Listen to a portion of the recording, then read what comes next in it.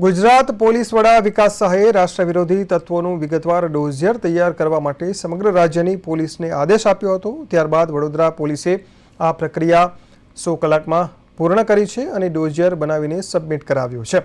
ગુજરાત એટીએસની ટીમે ગાંધીનગર પાસેથી 3 રાષ્ટ્ર વિરોધી તત્વોની ધરપકડ કરી હતી। ગુજરાત એટીએસે કલોલ નજીકથી ડોક્ટર અહેમદ સૈયદ, આઝાદ શેખ અને મોહમ્મદ સુહેલ સલીમ ખાન નામના 3 શંકાસ્પદ આતંકીઓની ધરપકડ કરી હતી અને તેમની પાસેથી હથિયારો પણ મળી આવ્યા હતા, કેમિકલ પણ મળી આવ્યું હતું। ત્યારે ગુજરાતમાં આતંકવાદીઓ ઝડપાયા બાદ આતંકી પ્રવૃત્તિઓ સાથે સામેલ કેટલાક તત્વો પર કાર્યવાહી કરવામાં આવી અને તેના બીજા જ દિવસે દિલ્હીમાં કાર બ્લાસ્ટ થયો હતો।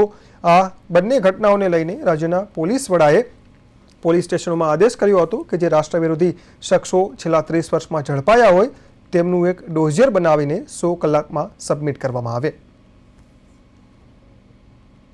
બ્લાસ્ટ બાદ રાજ્યના ડીજીપી દ્વારા ગુજરાત પોલીસને 100 કલાકની અંદર 30 વર્ષના રાષ્ટ્ર વિરોધી જે લોકોએ કૃત્યો કર્યા હોય તેવા ગુનેગારોની યાદી તૈયાર કરવા આપી હતી। ઉપરાંત અનેક ગુનાઓમાં સામેલ હોય તેવા હિસ્ટ્રી શીટરોની પણ માહિતી એકત્રિત કરવાની જવાબદારી આપી છે। ત્યારે હવે 100 કલાક પૂર્ણ થયા છે, ત્યારે વડોદરા પોલીસે પણ આ કામગીરી પૂરી કરી છે। ત્યારે આપણી સાથે શહેર પોલીસ કમિશનર નરસિંહ કુમાર સાહેબ છે, તેમની સાથે વાત કરીશું કેવી રીતે કામગીરી કરી છે અને સાહેબ આ કામગીરી જે પૂર્ણ થઈ છે તેમાં કેટલો ડેટા કલેક્ટ થયો છે અને હવે આગામી સમયમાં વડોદરા પોલીસની શું રણનીતિ રહેશે ડીજીના આદેશને લઈને।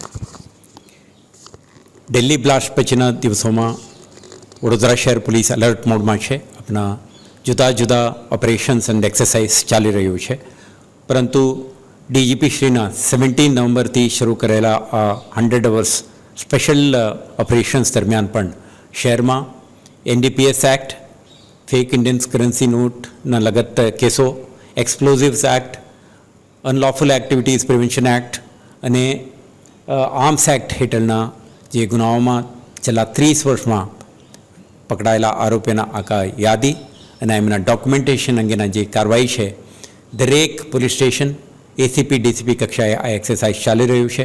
તમે જોયું છે આપણા કેટલાક વિસ્તારોમાં પોલીસ ટીમો ડેટાબેઝ તૈયાર કરવાની એક્સરસાઇઝ આપણે કરી છે।